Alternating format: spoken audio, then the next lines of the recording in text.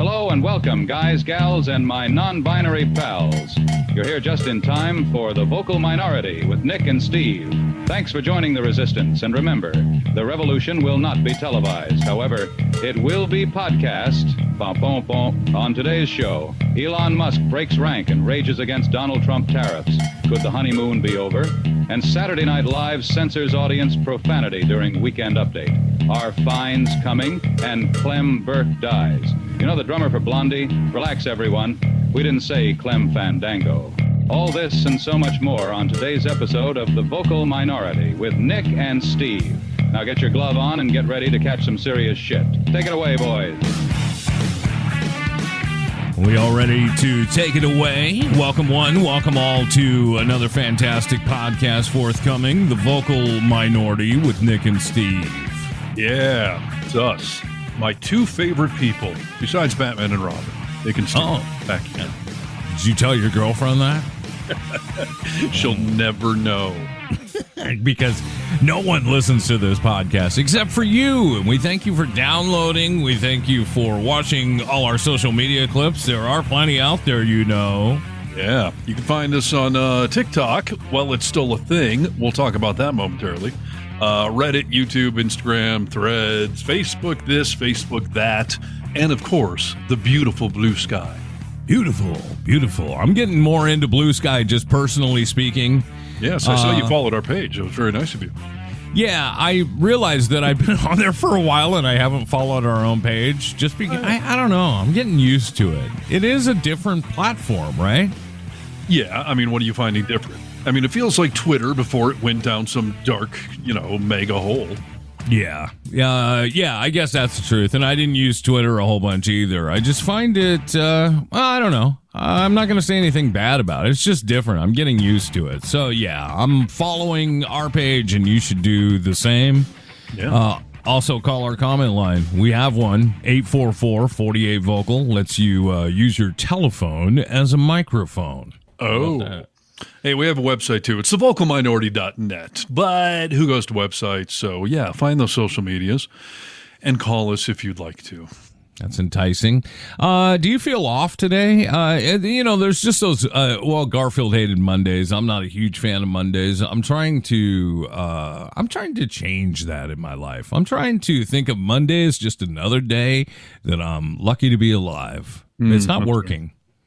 I found Garfield and I cut his tail off. Yeah, what is that? Please tell me. Well, for those of you not watching us on the interweb right now, I'm holding up a orange cattail, basically. I've learned that the attention span of the audience sucks so badly that I have to treat them like a kitty cat and dangle a little fuzzy thing so that they sit here going, what's that thing? What's that thing bouncing around? Because they don't care what we're talking about. But if I dangle something in front of your eyes. It's that easy, huh? So I'm told. The attention spans of this world have really fallen off cliffs. So, whatever works. They have. We're constantly feeling people's attention spans shrink on a weekly basis. Well, maybe that's because we're all overloaded with need-to-know news. So what do you say we give them some more? This is Need-to-Know News. News you need to know. Hello, Americans. This is Paul Harvey. Stand by for news. Hi, Stephen. This is Clem Fandango. Can you hear me? I'm getting sick of you, Clem, quite frankly, okay? Every fucking week you got to harass me. What is the deal? Yes, I can hear you. He's doing a mic check, dude. Why are you... I have no idea why you'd be so hostile towards Clem, dude. I hate Mondays. I love lasagna, but I hate Clem Fandango. So, are we breaking down our brief headlines, or are those all coming up throughout the show? Oh, yeah. Why don't we break those down? See, I told you I'm off. Break it down. Saturday Night Live, FCC concerns. Yeah, FCC concerns, which I wouldn't even have any concern at all if we were in a, Kamala Harris presidency. But with this Trump presidency, I do have the feeling that he could be vindictive about all this. I don't know if you heard what happened for Saturday Night Live, but they were doing Weekend Update, and Ego Wodum was out there, and she was talking to the crowd, and she kind of hollered at the crowd like, what did she exactly say? She basically said like, and those guys ain't worth a and left a blank spot, the audience yelled back shit. Right. Were you watching it live on the West Coast? Did you actually hear it? No, I didn't. Yeah. So I watched it back on Peacock, and they, of course, censored it all. But, it's the debatable thing. Would Trump be vindictive? Well, I don't know. Is the sun going to come up tomorrow? So, yes, he would be vindictive. However, you and I have been playing with the FCC for the last 27 years, and at least on the East Coast, SNL is in the safe harbor.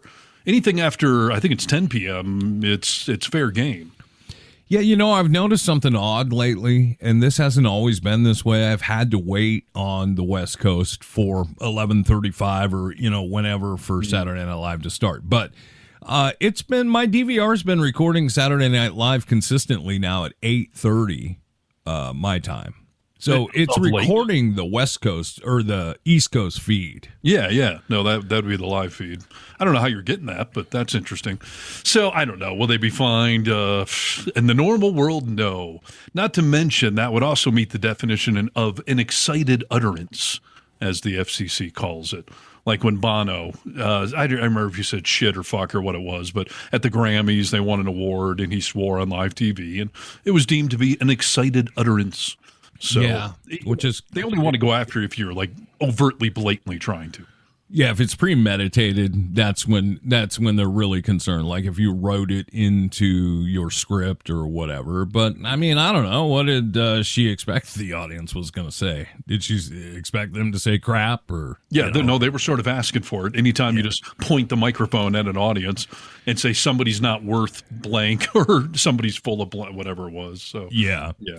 So we talk about Trump being vindictive. I could see, with everything going on in our world right now and everything so important, I could see him actually taking time out of his very vigorously busy schedule to make a point out of this. Yeah, well, he hates SNL, as we know. So yeah, we'll see what happens with that. We'll see. The Musk thing, do we have a full story on that, or just Musk seems to be siding with the rest of planet Earth that this tariff war is probably not a good idea?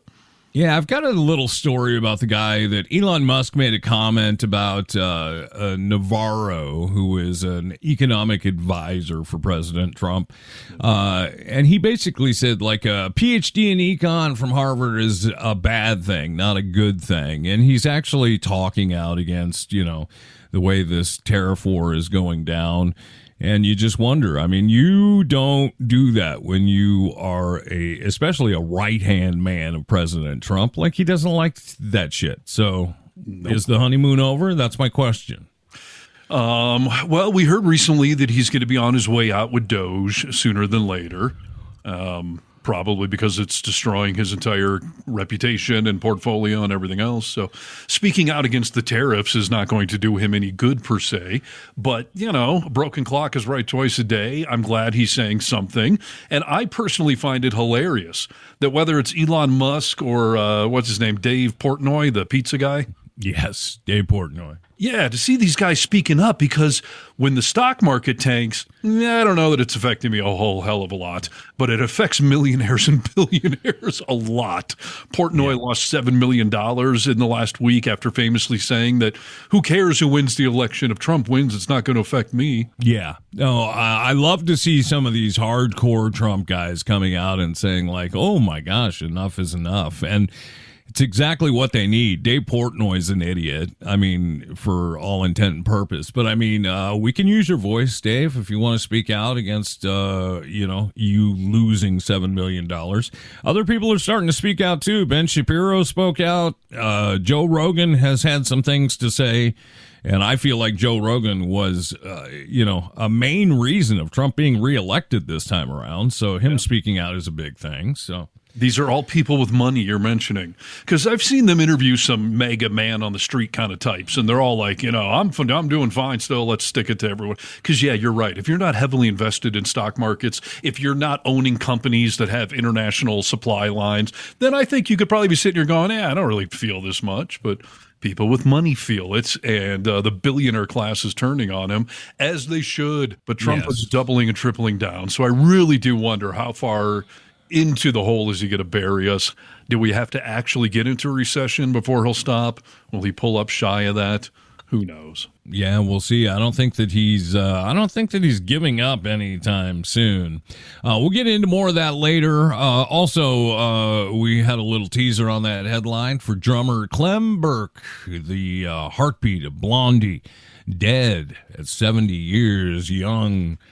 Who? Why did I report this? Yes, because why? I just wanted people to understand that this is Clem Burke. Don't worry about it. It's not Clem Fandango. Hi, Stephen. This is Clem Fandango. Can you hear me? Yes, he's still alive and well, still mic checking, so don't worry about it. We'll be able to report Clem Fandango dead soon. You just have to lay off me a little. So. You think so? Yes. But, all right, good. Well, sorry for the loss of Blondie's original drummer, maybe. Heartbeat, dude. The heartbeat of Blondie, for crying out loud. It's the backbeat. Come on. Oh, if you're lucky. All right. Should we do some actual news now? Yeah, let's jump into it like this. This is Need to Know News. News you need to know. Okay. Oh, hey, that's me. What do you know? All right, so here's the thing. As I was just mentioning, with all of this international trade war, stock market free falling, a lot of people are not actually feeling the effects of it. But this trade war is going to trickle down, and I don't know if everyone's really figured this out quite yet. Real people are about to get really pissed off because of this trade war, okay? A week ago on this show, we announced the fact that Trump and J.D. Vance were touting a TikTok deal is imminent. You know, April 5th was the deadline, and that was after the 75-day extension Trump gave it to sell it to some American company or investors. And Trump said, we're so close. We got the deals going, multiple investors coming in. You remember this beautiful update, right? I do. I remember all of it. Yeah, well, sometimes when you fuck around, things blow up in your face. The TikTok deal has been put on hold after China objects to the tariffs. Objects to the tariffs, and then well, you would think if China objected to the tariffs and put the TikTok deal on hold, that Trump would back down a little bit, right? Right. I mean, as we've talked about on the show, this whole TikTok thing was supposed to be a layup, a fast break layup where no one else even bothered to chase you down the court. Just go walk up and gently put it in the hole. Everyone will say, nice job. We want our TikTok, considering the fact that half of America is on it. And many, many, many people make either a living off of it or certainly supplemental income. So should have been easy. Yes, for sure. And we were close. So here are the details coming in. This is from Reuters. A deal to spin off the U.S. assets TikTok was put on hold after China indicated it would not approve the deal following President Donald Trump's tariff announcements. This is according to two sources familiar with the matter. Trump on this past Friday extended by 75 days the deadline for ByteDance to sell U.S. assets of the popular short video app to a non-Chinese buyer. The deal, the structure of which was largely finalized by last Wednesday, according to one of these sources, would have spun off TikTok's U.S. operations into a new company based in the U.S. and majority owned and operated by U.S. investors. The deal had been approved by existing investors, new investors, ByteDance, which is the key part, and the U.S. government. It was as good as gold, right? Is what you're saying. Yes. So as of a few days ago, everyone was on the same page. Let's go ahead and do this, keep TikTok alive. And as we've been saying throughout this whole thing, China never actually stepped up and said any of these investors or people coming forward, they never said if they're going to sell. But now we have it from two sources that this deal was done last week, and now it's all been blown up because Trump had to fuck around with these tariffs. And, not only did he fuck around with these tariffs, but China snapped back, and then Trump upped them once again. I mean, he's not backing down at all on these tariffs, and it seems like he's not thinking about this very clearly, if you believe that. Well, I mean, yeah, China's snapping back. I don't know what's going to happen. Trump threatened today on recording day. Now he's going to do 50% tariffs on China, like as if this is going to end well for any of us. I mean, we exist in a global economy. That is just a reality of the year 2025. It's a reality of the year 1985, but it's certainly a reality now. Yes. So you can't just undo that. And he's spitting in the face of China, and it's not going to end well for any of us. And TikTok may be now going away because of it. because China knows that we want that thing. They know they can make Trump look bad by blowing the whole thing up. It's a great negotiation strategy. Trump I watched a little bit of his press conference in the Oval Office today with Netanyahu, and he was talking about some of these tariffs, and he was saying, China has this thing that they're doing to us. They're doing some tariffs, but they're also making it impossible for us to sell our automobiles, in China. And they do that by doing things like they will put a bowling ball 20 feet above a hood of a car and drop it. And if there's the tiniest dent, it's no good. We're not going to take it. We're not going to sell that car. So they make it so hard. I would be willing to wager that when you go over to some of these other countries, they can't have all these big American cars over there. They have smaller cars, like it's a different society over there. And you want these big lifted trucks to show up over in China, driving around on the roads? Like, do something different. No, I think it's spot on. This again gets back to the global economy. It's supply and demand. It's do people want something? And in other countries, especially China, they tend to, if they have cars, because they live in such populated, urban areas, they tend to be very small cars. They tend to be very fuel efficient. And that does not describe almost any American car out there. Right. And, they have their own companies over there that are much closer to be able to buy, sell, and trade with. So I don't think it's that they don't pass the bowling ball test. The fuck is that? So stupid. I mean, and if you really want to think about it, why don't you talk to Americans to stop buying their cars, right? Hey, let's buy American cars. Let's shut all their cars out, because there would be a war if that ever happened, because the Chinese make great automobiles. Just like the European nation. I mean, they make great automobiles. That's why we import so many of them over here.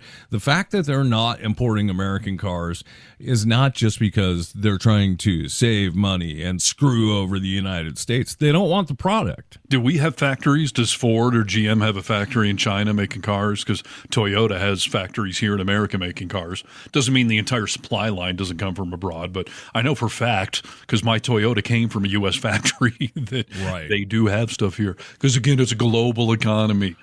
And Trump, he no longer cares about the optics of anything. In his first term, he was worried about being reelected. This time, he's got nothing to lose, and he feels like he'll just be portrayed as weak if he starts backing off. So I don't think he's going to back down on any of this stuff. I mean, not anytime soon, but he obviously should be. But that would assume he's operating from some basis of reality when none of these proposals or plans are operating in any sort of common sense world. Yeah. No, I believe what you're saying is true.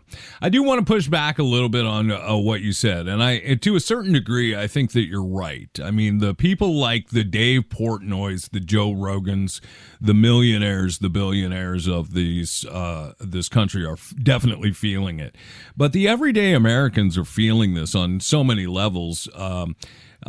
Just even into the 401ks and stock markets and stuff like that. I know that, I don't know. There's a lot of people within my income that I know are talking about how much they've lost in their 401ks. And It is, it's significant. I mean, it's significant to people like you and I. It's down $50,000. It's down $40,000. So and I think that that's even hurting people more than these billionaires. These millionaires are being hurt by this.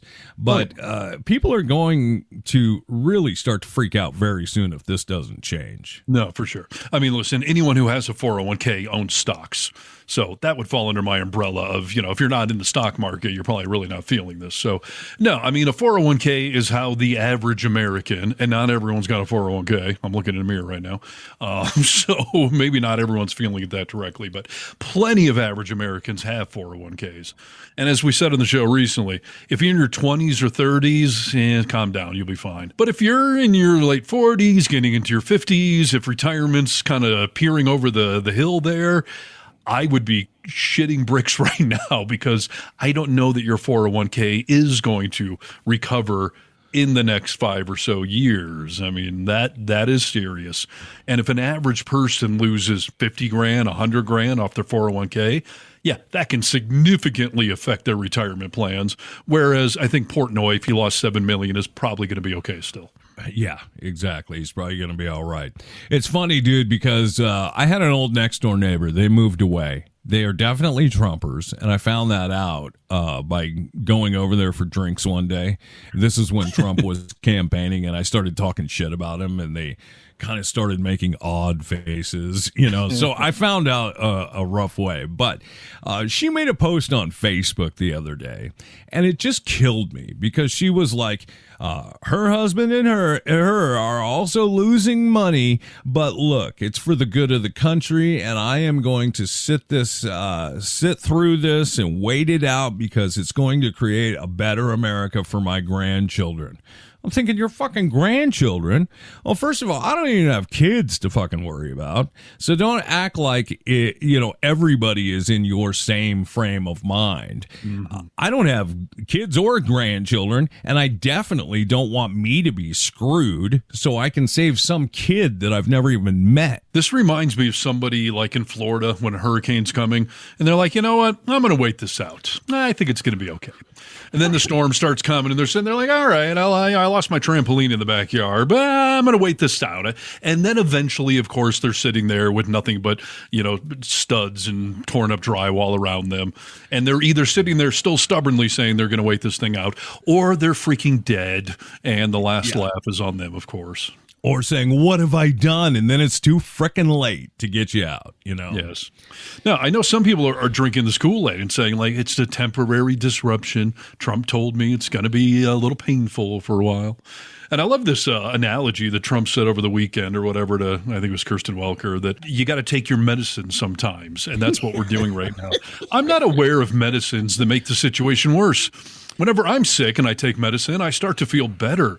I don't know what he thinks medicine is, but it should not be making the situation worse, especially after you made yourself sick.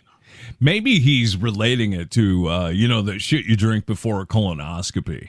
Like, right. It's all going to be fine, but you're going to shit your brains out for the next 48 hours. Yeah, I mean, maybe chemotherapy, it's going to kill part of you and you're going to lose your hair, but fingers crossed you may actually survive this whole thing. But I don't consider chemo to be medicine per se, so that's a weird analogy. I don't know what medicine he's been taking. And I think we'd all have an easier time taking this. And I'm not saying we wouldn't care, but we'd have an easier time taking all of this if he hadn't said, day one, fix it quick. It's going to go quick. It's going to be beautiful. I mean, obviously, you and I knew he was fucking lying, but there's half the country who didn't, who believed him. So. Of course. I love seeing all the clips getting played about how none of this will affect anyone. And now it's like, well, it's going to be a little painful for a while. And I can't guarantee prices won't go up, and I can't guarantee this anymore. But the good news, Nick, Trump won a senior citizens golf tournament over the weekend. So there's that. Well, we've got that to brag about. Was it at his own course? Because I've heard he's never won a championship at anyone else's courses other than his, which is... Yeah, kind of funny. It was at his course, and of course, he's a notorious cheater, so I don't put any actual credence into that. But listen, I don't want a president to be so good at golf that they're out winning tournaments, especially as they're running the country into a freaking hole. Take your occasional vacation, but you should not be out playing in tournaments. And then, by the way, having the White House issue press releases as the global economy is tanking. And you're like, hey, but Trump came in first place in a big boy golf tournament this weekend. So tone deaf. So completely tone deaf. So right. So fun. All right. Well, we'll watch it. We'll keep you posted. Need to know news. I said, oh, Lord Jesus, it's a fire. News you need to know. I got bronchitis. Ain't nobody got time for that. Ain't nobody got time for that. So I'm here to tell you all about it. Welcome to the Vocal Minority with Nick and Steve. Steven, I'm going to take you back to a story that, I don't know, I think this will boggle your mind. When I read through this, I just thought, oh my God. And Rachel Maddow did a piece on this, and I watched her, give this story in a brilliant way. It's way too long to play you the audio, so I'm going to take you through it because I think it's important, okay? That's very Rachel Maddow, by the way. She's a very smart person. I love her as a broadcaster, but sometimes her setup to a news story lasts like 10 or 15 minutes and probably could have been a little shorter. Completely. So in a recent segment from Rachel Maddow, she delved into the origins of President Donald Trump's tariff policies, okay? You ever sit around and wonder, like, where did he get all this tariff ideas from? This is a bit unconventional and questionable, to say in the least. According to Maddow, during Trump's first presidential term, he asked his son-in-law, Jared Kushner, to find an expert on China to help shape trade policy. I don't know why he would ask Jared Kushner to do that. Because, well, he doesn't have any idea how to do it. And what he did will show you that I'm right. Kushner literally searched on Amazon looking for book covers and titles that sounded and looked cool. Wow. Okay. Went to Amazon. I mean, we've heard Amazon has everything, so, why not some trade policy, right? Can we return our trade policy? Has it been too long? Yeah, I don't think so. So he looked over all these book covers and titles. That search led him to Peter Navarro's book, Death by China, which portrays China as a significant threat to the U.S. economy. Impressed by Navarro's perspectives, Kushner recommended him to Trump, leading to Navarro's appointment as a top trade advisor. Jared Kushner reached out to Navarro, cold call style, and said, like, hey, I like some of your ideas in this book. Like, you got to talk to my father-in-law. We may be able to work something out. And indeed they did. I assume all of his premises, though, are based on expertise and talking to other experts. So he wrote a book that's on Amazon. This has to end fine. Yes, I think you're 100% right, dude. He did talk to other advisors and experts. Rachel Maddow further revealed that Navarro's frequently cited supposed expert named Ron Vera in his writings.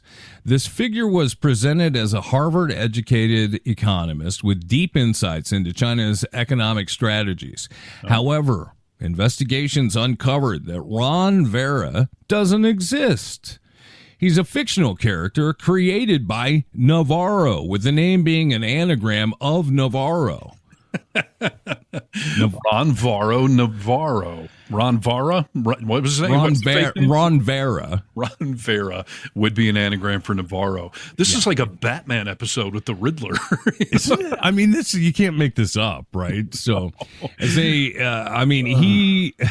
Navarro admitted to fabricating this persona, describing it as an inside joke.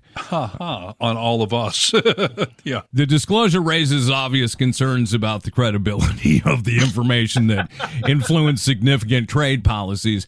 The reliance on a fictional source to justify economic strategies underscores the need for rigorous vetting of policy advisors and their credentials. So he has the same level of credibility as Batman, like another fictitious character, Yeah, you would think so. I mean, how great is that you could just create alter ego, to say all the shit you want and say, like, this guy's an expert. We're going with what he said. Yeah. All the while that expert is supposedly you. Yeah. I've been consulting with an expert named Tevz. Tevz? Teves. Tevz. Steve, have been consulting with Tevz. Sounds like it could be you could have an expert on your hands there. Right. I'm going to write some books. So let's talk about the market today, dude, because apparently President Trump thought it was a great time to double down on his little trade war fantasy. S&P down, NASDAQ down, consumer confidence, basically just hiding. Economists say we're inches away from a bear market. That's not a good thing. And all the while, Trump comes out and makes a little statement on truth. And I say that in air quotes. Oil prices are down. Interest rates are down. The slow-moving Fed should cut rates. Food prices down. There's no inflation. And the long-time abused USA is bringing in billions of dollars a week from the abusing countries on tariffs that are already in place.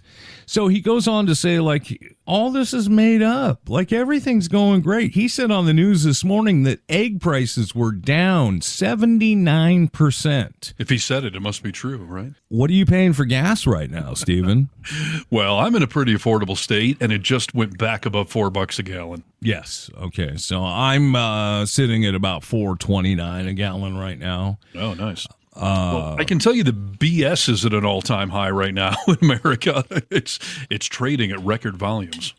Isn't that unbelievable, dude, that people are just taking everything he says and he's like, he said it, dude. But then you walk into a gas station or a grocery store and you see the opposite. Like, I don't know how that comes together in your brain. I don't know that it does. And again, I think we're in this little grace window where a lot of this hasn't caught up to Main Street America.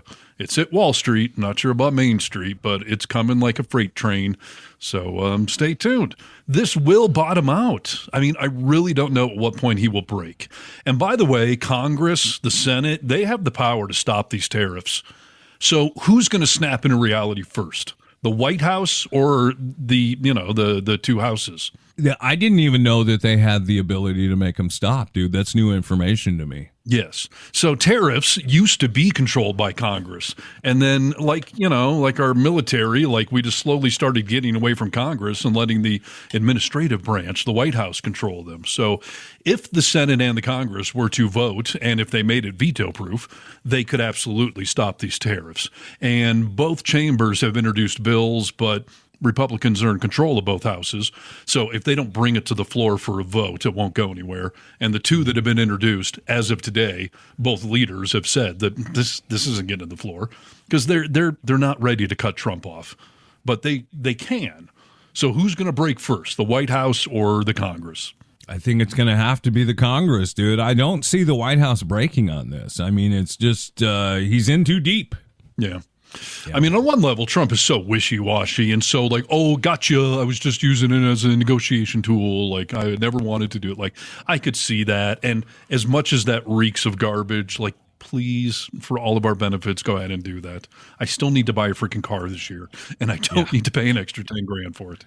Completely. We've seen all the reports come in on the fact that there is a theory behind all this that Trump and the billionaires, a.k.a. Elon Musk, are just doing this to tank the stock markets, buy up all the stock, raise and lift the tariffs, and have the stock market jump back up, and they'll be richer than ever. I mean, as soon as he lifts the tariffs, the stock market will skyrocket.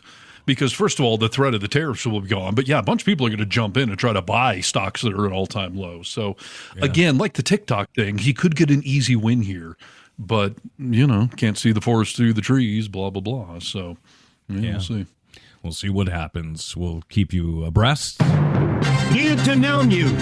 News you need to know. I prefer two breast, by the way. Not a breast. You're a racist against people who have mastectomies. Vasectomies? Mastectomy. Yes. Right. Yes, I'm racist against the race of people that have mastectomies. So. You're such a racist, dude. Right. I try. All right. Well, for those of you that have said that Trump is not a dictator, he's not the king, why would you say these ridiculous things? Well, it's come out today on recording day that Trump wants a military parade for his birthday. Because why not? Yes. A military parade for his birthday? He never served, Bone Spur. Don't let details bog down a good birthday celebration for a wannabe dictator. He gets to play with tanks and airplanes now, and he wants them for his birthday party. Dude, that is unbelievable. Because you're right. I mean, it is. I just picture North Korea right now, right? Yeah. President Donald Trump is reportedly planning on holding a 4-mile-long military parade on June 14th, his 79th birthday and the U.S. Army's 250th anniversary. The Washington City paper reported that the massive parade would flow from Arlington, Virginia into D.C. It's unclear whether the event would feature heavy military equipment, such as missile launchers or planes, as Trump had said in his first term. And I think it was the mayor of D.C. that said, that stuff will destroy our streets. Like, you literally can't run a tank down these kind of streets. But of course, whatever. The parade logistics are reportedly still being hashed out, but according to the chair of the Arlington County Board in Virginia, the board has received a heads up from the White House about the anticipated festivities. Now, not only is that an absurd dictator sort of thing, but correct me if I'm wrong, Nick, is the government not on some mission to slash spending? Every dollar counts. There's some, I'm trying to think of what it's called. It's doggy. Oh, Doge. That's what you're talking about. Right. I mean, they are just cutting down on waste and abuse everywhere. So Pentagon officials said back in 2018, when this whole shenanigan idea first came up, that the cost to put troops and tanks in the streets of Washington was an estimated $92 million. And that price tag did not account for the estimated $21 million in additional cost to the District of Columbia for just even hosting the event. Trump is claiming it would cost $12 million, which I don't even care if $12 million is right. That's about $11,900,980 too much to be spending on the president's birthday. Go to Chuck E. Cheese and call it a day, dude. What are we talking about here? $1 million is too much. Right. What kind of an ego freak are you if you're trying to say that it's only $12 million to spend on my birthday party for me? Wow. But of course, a number of 90-something million is going to be way more accurate. And just to, put my thumb in your eyeball a little further there, the total for Trump's golf outings, barely 3 months into this, is now over $26 million. So, people don't realize it costs a lot to have the Secret Service out there and do all the stuff, right? So $26 million? Oh, yeah. Not to mention, I think it's a Coast Guard ship that has to reposition itself off the coast of Florida there because Trump is known to be out in the open, in case planes and stuff came in. So between his golf outings and his planned birthday party, that would be well over $100 million that would just be thrown at Trump so he can play golf and have a big boy parade with tanks and planes and military marching in his honor for a guy that had bone spurs and would not serve himself and has, of course, called veterans suckers and losers and what's in it for them. We're not even 6 months into this, dude. We're not. I mean, this is going to be outrageous. His first term, he left and we were trillions of dollars in debt. And you wonder, how does that happen? Well, this is the origin story, This is the origin story of a supervillain, for sure. Do you have news you need to know? Like need to know news? How about news you need to know? Do you feel like you need to know that? What if we could guarantee only news you need to know? Okay. The need to know news. Right. I think we might be on to something you need to know. You are. Perhaps it's news. Let's see if we need to know it. Pretty sure we do need to know it. I got something for you that might rock your world a little bit. We were just talking about Doge, and we're trying to get rid of all this government waste, abuse, fraud. And we're seeing people cut left and right. The parks have no more rangers to protect them. I mean, wherever you look. We're not seeing recalls on food anymore because the FDA is stripped so far back that we can't afford to do these things anymore, things that actually save people's lives. This is a little bit ironic, this one, okay? Okay, Alanis Morrison. The HHS services is also being cut like a lot of other things. And Dr. Peter Stein, the former director of CDER's Office of New Drugs at the FDA, was fired from his position as a result of the cuts to the Department of Health and Human Services. During an interview with Rachel Maddow, former FDA Commissioner David Kessler told Maddow that Dr. Stein, who was let go, was a very important doctor. I wonder whether the president really even knows the extent of what has been done. Remember that night that he was taken by helicopter to Walter Reed. He was having difficulty breathing. He had COVID. He was very sick, right? He was given 2 monoclonal antibodies. Right. He referenced those as miracles. They were cures. All of a sudden, he got better. He could have died, but for those drugs. Dr. Peter Stein's office approved, made available those drugs to the president and to thousands of others. Peter Stein was fired, was let go. I don't think the president knows that. Someone needs to walk into the Oval Office and say, Mr. President, we just fired the person who may have saved your life. Yeah, but what have you done for me lately? Dr. Stein, please. Yeah, come on, Dr. Stein. Not only did he probably save Trump's life, I think, God, he should have been fired a long time ago. Maybe, just maybe. God, we were so close to avoiding this national nightmare, but no. Right. Thanks, medicine. Yeah, but Dr. Stein saved a lot of people's lives, and this is just another person that has been let go without any thought, without any consideration. These people are being blown out, and yes, we start to see some of these people be rehired, and we've seen some of them fired once again. Somebody explained this to me like this is a bull in an emergency room setting, in an ICU, letting a bull in, and that's how we're making all these cuts. It should be done with a scalpel, right? This is delicate work of looking into these departments, which is exactly why it can't be done with such haste and without looking into it. First of all, I think it's a horse in a hospital. That's the John Mulaney bit. That's a classic bit. If you've never heard it, YouTube that one. But yeah, we should be doing all of these cuts with a scalpel, not a freaking chainsaw. I know some of these people that have been mistakenly fired have been brought back, but most of the people, like the Forest Service Rangers that were fired and are being rehired, are being done because a court has ordered it. So it's just a matter of time before Trump and Doge and everyone else figures out a way to do it legally, because it's not like they rehired them because they wanted to. Yeah. And it is a lot of dangerous things are happening. I mentioned earlier in the podcast about the fact that we're not going to be seeing recalls of food and drugs, stuff like that. There's just no one to do that anymore. So if we have a salmonella outbreak, well, I mean, the company can try and tell you, but the FDA is not going to tell you about it. There's no one there to take that department on.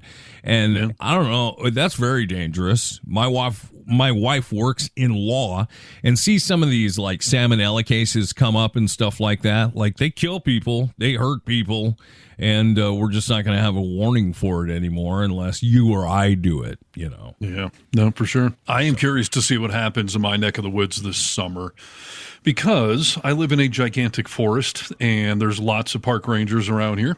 And there's lots of seasonal park rangers and workers, you know, that come out for the summer season. And all of those seasonal hires have been frozen and or thrown out the window. A bunch of park rangers have been fired. We have this area around here called Desolation Wilderness, and it's appropriately named. It's the middle of nowhere, but it's not too far away from Lake Tahoe, and it's a very popular tourist area. You go out there and hike. It's just this big granite, sort of looks like the moon. It's just almost a wasteland of granite with little pockets of lakes. And, you know, you can hike out there, and it's a good time and all that, but traditionally, there's been one forest ranger that is stationed out there to help people that every year get in trouble out there. Well, that guy got fired. So now there is 0 park rangers out in literally Desolation Wilderness. That would be wilderness that is desolate and isolated and a popular tourist destination. So good luck out there. What does it mean, get in trouble? What does that mean? Like get lost, get hurt? Yeah, if you get lost, you break a leg, you get dehydrated, like anything that gets stuck out there, you are stuck out there. And there's no forest ranger nearby to be monitoring things, for you to ask for help, to be looking for plumes of smoke or anything. Like it's going to backfire. One problem, though, is that part is in California. So, of course, Trump is just going to blame California and probably giggle that somebody's getting hurt or killed out there. But, you know, the other half is in Nevada, and that is a red state nowadays. So it's going to ripple all the way around. So, yeah, you know, I can't wait to see how badly this blows up in our faces. Not if. How big? What are some of these cuts mean for fire control? You know, like I know they do a lot of prescribed burns and stuff like that where you are. Like, does that affect anything?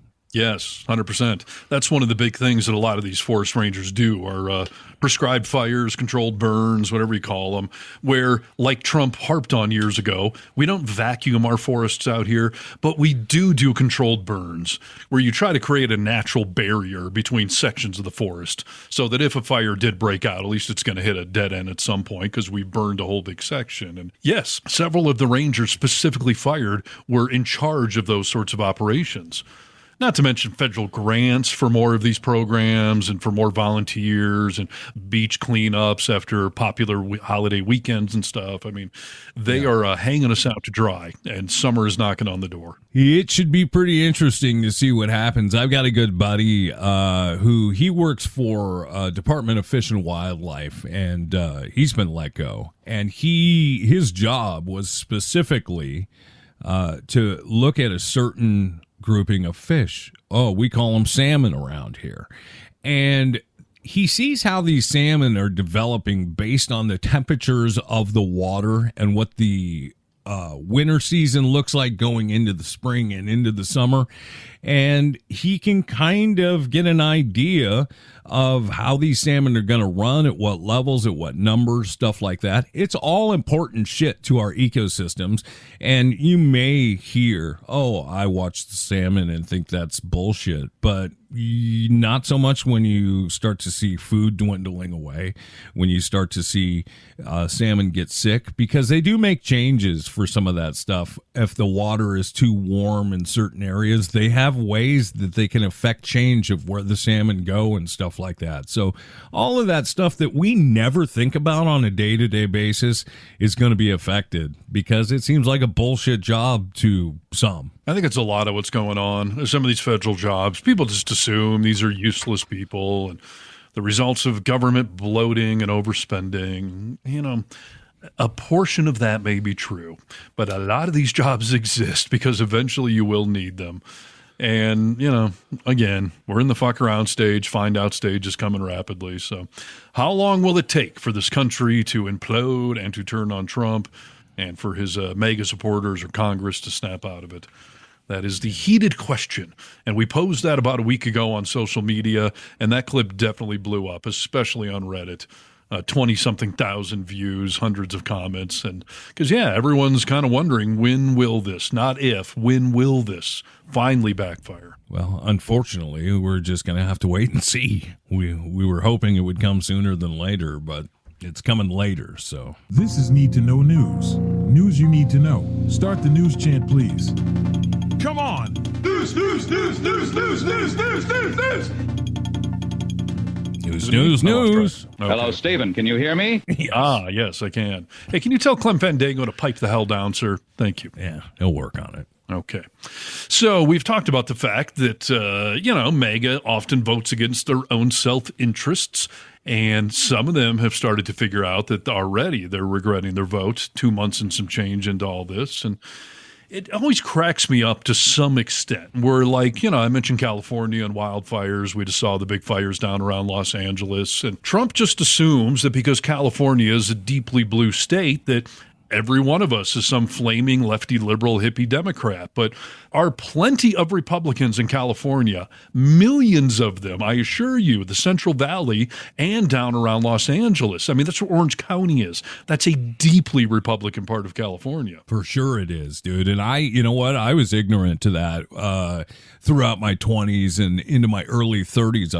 And when I found that out, Rachel lived down there. She was like, oh, yeah, there's a lot of red people down there. And there sure are. I mean, it's big, and they got big money and a lot of power. Yeah, for sure. And a lot of people don't realize California has tons of farms. It's not all mountains and beaches. The whole Central Valley is where most of the food in this country comes from. And they're all Republicans there. But let's go to the other side of the country and talk about MAGA shooting themselves in the foot and Trump doing it, Trump loading the gun and pulling the trigger. So we had seen that fight that played out in the White House. It's been a few weeks now, where Maine's Governor Janet Mills clashed publicly with Donald Trump over the whole transgender athletes thing. Yeah. Yes, and she said, I'm going to see you in court. I'm going to see you in court. I refuse, Mr. Trump. Yes. And Trump, of course, immediately lashed out with his now go-to, I'm going to cut federal funding, because he feels that's just his little piggy bank. And so, I mean, but he gave away his hand right there. He stated that he's going to go after Maine and try to hurt them. And something immediately happened after that at first we weren't sure what was going on with it. But all of a sudden in Maine, if you had a newborn baby in a hospital, the hospital could no longer sign your kid up for a birth certificate and Social Security. Because that's the thing that happens. When your kid's born, the hospital takes care of all that crap for the new parents, and you get a Social Security number, which is not only a big benefit for the parents, but that's how you put people into our system. So you can track if they're alive or dead, how old they are, should they be getting Social Security benefits. Like, they're documented. Yes. I talked to somebody recently who had told me, I'm just going to keep them anonymous, but they told me that their brother had a habit, like in his younger days when he was a bit of a conspiracy theorist and whatnot, that whenever he would go to a new town, he would read the obituaries. And if he found a baby that died, he would register to get a Social Security card in that baby's name. I've seen Datelines on the same type of thing. You actually know a bastard that did it? Yes. And the whole premise is you now have this identity in your back pocket that you can use down the road if you need to vanish or whatever. So, highly illegal, but of course. You know. But yeah, this is part of the reason why we want new parents to get Social Security numbers. But as it turns out, that whole thing where Maine all of a sudden couldn't do it was intentionally done by the Trump administration to stick it to Maine, trying to get it at their governor, but the governor didn't just have a kid. So all they were doing was sticking it to regular citizens in Maine. What are you saying, dude? That the Trump administration shut down this program specifically for Maine to screw with them? Yes. Emails show that the Social Security Administration canceled contracts with the state of Maine as political payback against its Democratic governor. The agency has vital records, contracts with every state, allowing parents to request Social Security numbers for newborns. According to emails obtained by Rep. Jerry Conley, Democrat of Virginia, the top Democrat on the House Oversight Committee, Social Security staff informed Dudek, who is Trump's head of Social Security, that canceling the contracts would, quote, result in improper payments and potential for identity theft. Dudek replied to his staff to go for it. Dude, how is this not? How can we not take legal action against this? Right. It's so freaking wrong. This should be an impeachable offense, dude. Yes. Now, this Conley from Virginia is, of course, calling on the Dudek guy to resign, but he's not just going to resign because there's no accountability in MAGA world. And Trump probably won't let someone like him resign because then that admits fault or weakness or whatever it is. So this shenanigans went on for a couple of weeks, and enough people in Maine got pissed off that the Trump administration did go back and reinstate the contracts. But just for the record, 45% of Maine voted for Trump. Yes. These are the people you're screwing over. 45% of them. And he's even made comment on that. Like, I know there were a lot of them over in Maine. I know there were a lot of them that like me. Yeah, you don't care about screwing over the people who voted for you? Almost half the state voted for him, and he did not bat an eye in making his staff, find ways to punish him. And then new today in the news, in addition to all this, Maine is now suing the Trump administration over funding freeze for a child nutrition program. Explain that one to me, dude. What? So they are trying to come up with a child nutrition program, and he's freeze funding for it. Yeah, there already is a program in the state of Maine, as there is in every state, to help fund child nutrition for people that can't afford, I don't know specifics if this is school lunch or food stamps or whatever it is, but it's a federally funded program. The state pays for part of it. But yeah, the feds put a bunch of money into this program to help children who need food. And now the Trump administration, after the Social Security thing, messing with newborn babies blew up in their face, they apparently decided to freeze the federal funding for a child nutrition program. So now Maine is forced to sue the federal government to try to get taxpayer dollars to help feed children. We already know that they only care about the unborn, right? So fuck the living kids who are hungry. I'm Donald Trump, and I approve this message. Oh, okay. Yeah. Well, There at you least go. you're honest. Textbook example, because you're right. They're all up in everyone's business until the kid is born. Then who cares? Now they're just freeloaders with their mooching liberal parents. But again, as we pointed out, half the state voted for Trump. And, a lot of conservatives tend to get a disproportionate amount of assistance. So I would bet that it actually is affecting Republicans in that state more than Dems. But who cares? Even if it's an even split, you're screwing with children and parents that would need that help. It's not screwing with the governor of Maine. Like it's messing with actual human beings. So what's her name, the governor again? Her name is, I of course know it off the top of my head, Janet Mills. Janet Mills, as far as I know, used to be a prosecutor. I mean, she's a lawyer. She's someone who has, practiced law for a while, and she's not afraid to take things to the court, which is where this all started. So if you're going to continue to fuck around, you're going to find out. You got to stop talking shit about these judges. I went to, there was a nationwide protest that happened this past weekend all around the country, and there were some big numbers across the country of Democrats, liberals showing up, or just even anti-Trumpers showing up and getting a call to action rolling because, well, we're not happy with what's going on here.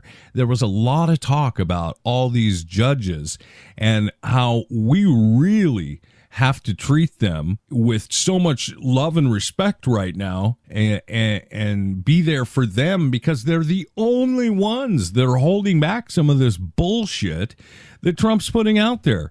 And that has never been more clear. Do not let Trump talk about corrupt judges because a lot of these judges were not only Republican red judges, but some of them were appointed by him. So these are judges that are following the law, doing the right thing, sticking to our Constitution. Do not be fooled by what Trump is saying about these nasty judges. Mm-hmm. Spot on, as always. I mean, I've had to remind a lot of MAGA people online recently that we do have three equal branches of government. And, the Founding Fathers sort of set it up that way on purpose. They didn't want there to be one branch of government outweighing the others. They knew that we could benefit from checks and balances, that in case any one branch ever got out of whack, that the other two could step in. Now, we're in a position where two of the branches, the legislative and the executive, are in bed with each other, and I don't think the Founding Fathers ever thought that it would happen to this extreme, but here we are. So the third equal branch, the judiciary, is more important than ever. And I am so sick of people saying corrupt judges and Democratic judges. Like, you know what? Even if that is true, which as you just pointed out, most of the time it's not. Some of these judges Trump's railing on are people he appointed or Reagan or Bush appointed, like Republicans appointed. But the fact that there's an appeals process within the judicial branch, like it's sort of set up because they don't want a judge to run everything either. So if one judge gets it wrong, there's an appeals process. And if those judges get it wrong, they go all the way to state court, Supreme Court. It's like there's a freaking process in place for a reason, and Trump finds it inconvenient and MAGA finds it inconvenient. Think about this for a second. Supreme Court, it's why there's not just one judge in the Supreme Court. In the highest court of the land, you are supposed to have checks and balances. Yeah. Just don't let them talk shit about judges. Are there bad judges that make bad choices? Of course there are. I would say more times than not, the ones he appointed are bad, but they're standing up too. So we got to listen to the people that studied their entire life and took this oath. So let's not get sidetracked here. Yeah. No, listen, there are judges that he appointed that are doing all sorts of stupid things like that Eileen Cannon down in Florida. And you can also make the case that the Supreme Court has become stacked. I mean, Trump essentially stole 2 or 3 seats that he never should have been allowed to appoint. But they're there, and they are our last hope. And at least somebody like John Roberts recently at least spoke out against Trump, saying that we should be impeaching judges. Like, I think he's going to overplay his hand with some of these judges. But yeah, I mean, the Republicans have the executive branch, the legislative branch, and they have stacked the judicial branch. But it's the last thread of hope we have. So, yeah, don't be too quick to admonish them. These are the problems that we're facing as of now. As you noted earlier, we're just, 2-3 months into this whole mess. So, yes. Thanks for being part of the resistance. Thanks for listening to the program. Tell your friends, tell your family, tell your enemies. Come and join us. Yeah, tell them before you or they get deported. So, because we didn't even get to talk about the guy that was mistakenly deported to a insane prison in Venezuela. What they call it, like some sort of logistical error or something. Yeah, well, I mean, it was just, and now the Supreme Court is saying, like, hey, I don't know that we need to bring him back. So, yeah, things are very dangerous out there right now. He did have a couple of tattoos that said, I love you, Mom, right? Because that's one of the criteria is tattoos. Well, deport Pete Hegseth. I don't know if you've seen that guy without a shirt on, but he's got scary American History X-looking tattoos all over him. So, but anyways, we do need to wrap it up. So yeah, find our social medias: YouTube, TikTok, Instagram, Threadit.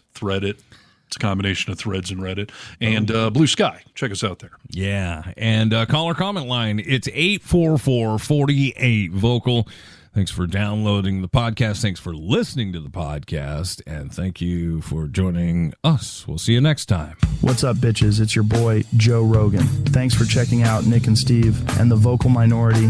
The boys give you 2 podcasts each and every week. If you like my podcast, you're going to love these guys. This is my official personal endorsement. Please be a champion and blow these guys up. Or just blow us.